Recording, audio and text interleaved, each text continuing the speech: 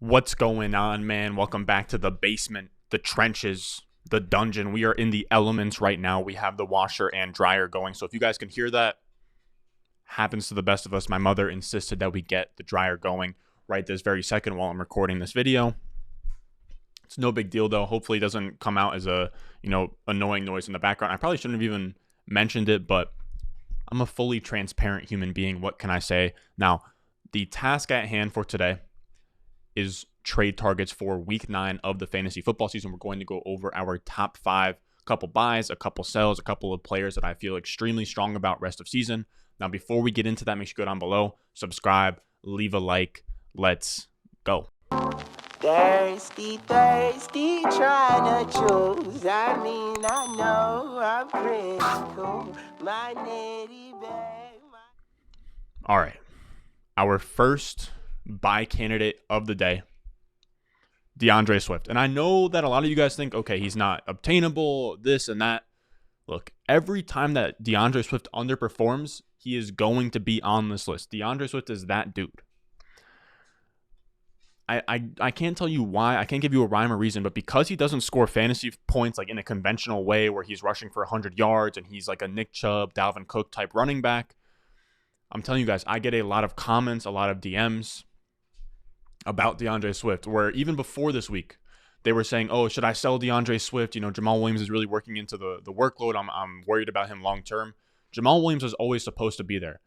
He comes out here, DeAndre Swift, no Jamal Williams, and gives us an absolute dud this week. He goes 12 rushes on the ground, 27 rushing yards, 5 catches through the air, 24 receiving yards. He barely even cracks 50 total yards in a week where he was supposed to go, wheels up, no Jamal Williams. But here's the thing. I actually think that Jamal Williams is pretty good for DeAndre Swift because he takes away like the bad touches, the between the tackles touches, between the 20s, and DeAndre Swift can get the receiving work, a lot of the goal line work, and get kind of like the outside, type carries. Now, I think if DeAndre Swift plays, over 80 to 90% of snaps, I think that he'll be fine either way. Like Jamal Williams being there, if he gets taken away, DeAndre Swift should ball out. But because he didn't, I think that's a buy opportunity. The team still believes in him. He played over 90% of snaps before getting pulled in the fourth quarter. The game got out of hand against the Eagles. It's just a really wonky game script. He should have gotten more receptions, but he didn't. And now that he goes on bye this week, you have this perfect storm of him having a dud week, in a week where Jamal Williams isn't playing, so everyone has these big expectations for him. And now he goes on bye.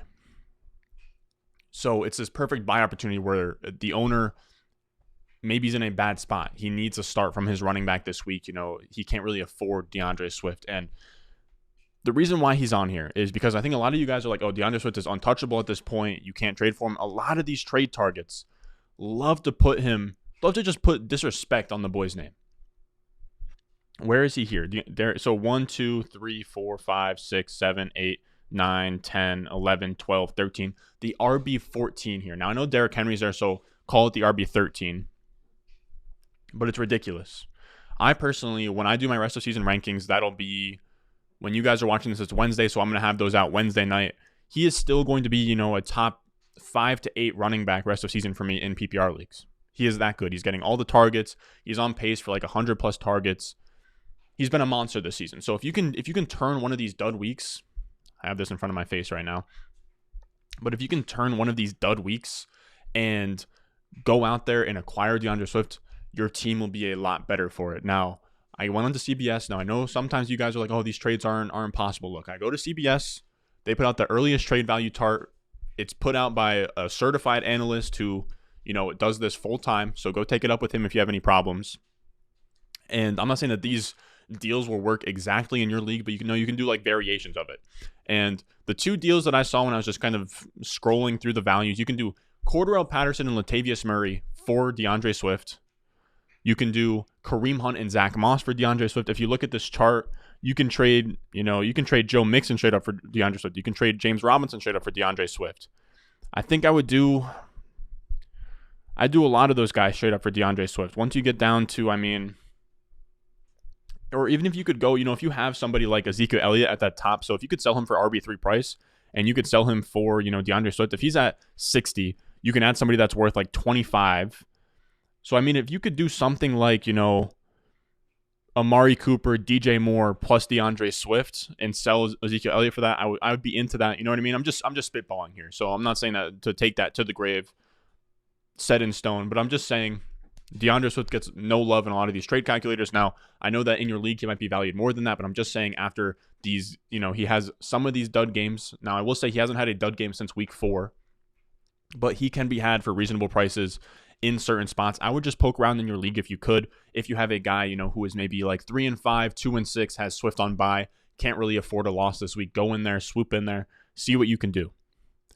Which then brings us to our second buy candidate of the day, Keenan Allen, the bald menace himself. And he had a really good week. So this is a little bit of the opposite of DeAndre Swift. Not all of these have to be like super buy lows and super buy highs. He actually had a pretty good week, right? He had 11 targets, 6 catches, 77 yards, and a touchdown against New England. He had a pretty good week, but I don't think the market is going to react quickly enough to Keenan Allen. He should probably be, in the top 8 to 12 conversation in terms of like a back-end wide receiver 1. And for me, he has a combination of 2 separate things going for him. One being that he underperformed in the beginning of the season.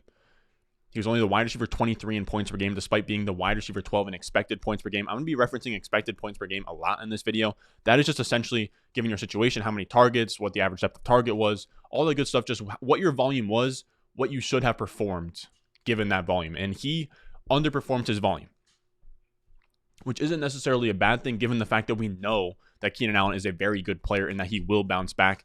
And the second, factor here is that he's finally turning things around. He saw 98% snap share this week, 100% route participation, 31% target share. So now he's seeing even more volume. He's delivering on that volume. Even then, like I said, he had 11 targets, only 6 catches. Now, I think that New England is going to give a lot of these wide receivers tough times just because of, the scheme and them doing weird stuff. But Keenan Allen is now coming into a role where he saw 31% of the targets this week. I think that he's going to start out targeting Mike Williams again, kind of move into that wide receiver 1 spot. I think Justin Herbert in this offense bounces back here, and you can have Keenan Allen for pretty reasonable prices. Like I'm seeing like fringe wide receiver 2 type prices, mid to low end wide receiver 2 prices. And the 2 deals that I saw you could do on CBS are you can do Judy and Nyheim Hines straight up for him, or like Judy and a scrub straight up for him, or you can do Pittman straight up for Keenan Allen. Now, Pittman, like I said in the top 10 lessons learned, I think that he's very good. I'm not going to have Pittman in the sell part of this video because I do think that he's a hold. But if you can use Pittman as a chip to buy one of these buy candidates, I would do that all day long. Like if I could do Pittman and a piece and go get DeAndre Swift, I would do that all day. Because for me, I still think like Pittman's going to get all this buzz as maybe like a very firm wide receiver 2, whereas I probably have him as like a fringe wide receiver 2 that I would rather have these name brand guys like Keenan Allen. I'd rather have Amari Cooper, DK Metcalf, guys, CeeDee Lamb, Chris Godwin, Mike Evans, those kind of guys I'd still prefer over Michael Pittman. Then we have another wide receiver, pretty much in the same mold of a Keenan Allen in terms of like the thesis behind why I'm buying him. But DJ Moore's another one of these guys like DeAndre Swift that the talent is there, and I will always be buying when he underperforms. And the talent is there. We know the talent is there. Darnold is just holding this offense back, Sam Darnold. And he has 207 passing yards or less in the past 4 games. And you guys might be saying to yourself, why would we buy into DJ Moore if Sam Darnold is, costing and just making this offense terrible? It's because of 2 things. I think that 1, I think Sam Darnold is going to regress to the mean a little bit. Like in the beginning of the season, he couldn't have done what he did between those first 4 games without being somewhat good. And with DJ Moore, the individual volume is still elite. He has a 30% target share on the year. He's 6th in expected points per game. The problem is that the team volume has been bad and it hasn't been efficient because Sam Darnold has been bad. The coaches have gone away from Sam Darnold here. If we look at their neutral pass rate, I don't know how big I got to make this. Their neutral game pass rate, they're all the way down there if you look at Chicago, New England, Carolina. So they are 3rd in neutral game passing, which means, I want to say it's 1st or 2nd down when it's not garbage time or anything, too bad. And they're 3rd to last since week 5. So weeks 5 through 8. So they're not passing the ball in neutral game scripts as much as you would want them to.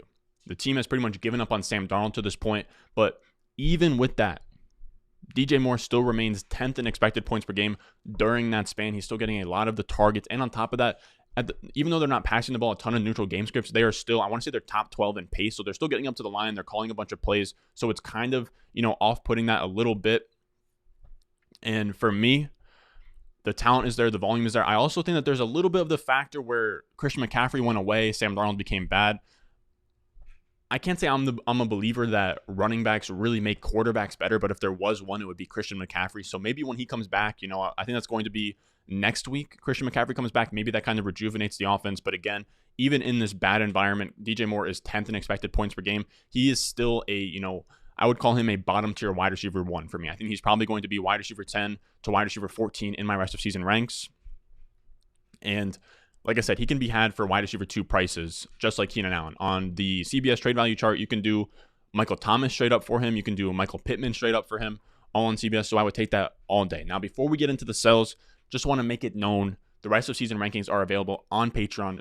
All of my rest of season rankings, that's going to be quarterbacks, wide receivers, running backs, tight ends, the flex, all that good stuff. So it shows, my rest of season rankings from running backs versus wide receivers. Also going to be doing a huge sweep of the dynasty ranks coming out Friday. So we have a lot of good stuff coming out on the Patreon for you guys coming up this weekend. Now, our first sell of this week is going to be Tyler Boyd. By the way, patreon.com/Ron Stewart. That'll be in the description. It'll be in the comments. It's going to be right here.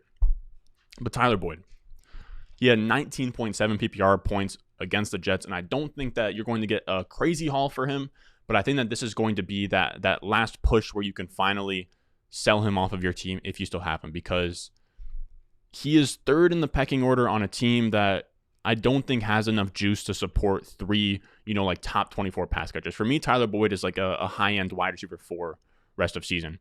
And the target shares over the last 4 weeks with T. Higgins there has kind of shown that. He is seeing like a 16.5% target share. That's not going to really cut it here. He's a clear 3 behind Higgins and Jamar Chase. And these Bengals wide receivers, I like T. Higgins, I like Jamar Chase, but PFF has a strength of schedule rating. They have the 3rd toughest wide receiver schedule moving forward from now through the entire fantasy football playoffs. So it's going to be extremely tough for them. And I just don't see Boyd outside of just like one-off weeks where maybe you can slip him in your flex spot. If I could, turn this like big week, grab like a nice little like waiver fodder piece, like maybe I'm trying to think of like a fringe guy, like maybe, a wide receiver, like a Van Jefferson. If you could do like Boyd and Van Jefferson, go get a Claypool, go get a T. Higgins. I would do that all day long. If you can use Boyd to pay up with a small piece, I'm talking like just like some guy you found on waivers, some guy you're not starting, like a Naeem Hines, go get a Chase Claypool. I think Chase Claypool is also a great buy candidate. So a couple of low-key buy candidates. We have Chase Claypool, T. Higgins, a couple of low-key sell candidates, Michael Thomas, Michael Pittman, especially Michael Thomas with Jameis Winston not being there. Now, our last sell of the day, James Conner. I just want to say I love James Conner's hair. He has that. I want to say it's like a Texas shag. It's kind of like a mullet. And James Conner is this perfect, better and best ball running back, right? He's impossible to start. I have him on a team. It's so frustrating because if you are an owner of James Conner, I think that this is kind of the perk of being able to sell off James Conner, is that people who don't have him on their teams don't understand how frustrating it has been.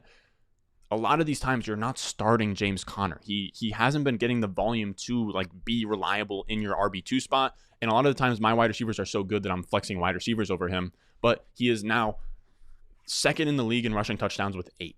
It is Derrick Henry at 10, then it is James Conner at 8, and then it's like Damian Harris at 6, which is crazy. And James Conner, because of this goal line role, is completely overproducing what he should be doing right now. He is the RB32 in points per game. He is the RB46 in expected points per game.